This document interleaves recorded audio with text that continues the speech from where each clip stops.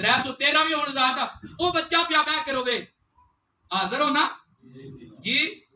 जेड़े जेड़े हाजिर हो एक बार आलो सुभान अल्लाह ये तो ना आख्या हूं साहब बराबर मैं भी इंजे बोलना पिया ते तुसा भी इंजे बोलना पता तो लगे ना वे कल्ले दी आवाज ज्यादा तुहाडी भी कोई आए ते नाले तुहानू पता लगे ये बोलना भी एडा कोई सौखा काम नहीं सीने दा जोर किधरे नहीं लगदा सवाई बोलिया उच्ची आखो दब क्या आखो माने रब दा जिक्र है करिए कि वेखण वाले आखण चले वे ते जदों वेखण वाले आखण चले ने फिर रब मुल पा छड़दा सदके जावा मेरे नबी दे गुलामो उस्ताद ने उस बच्चे नू सीने लाया ओदा आंसू पुंजिया मत्था चुमिया उस्ताद भी बड़े सोहने हुंदे है अज ते ए स्कूल भी कमाई दा जरिया बन गए ने ना जनाबे वाला कमाई दा जरिया अड्डे खुल गए ने कमाई दे इस वक्त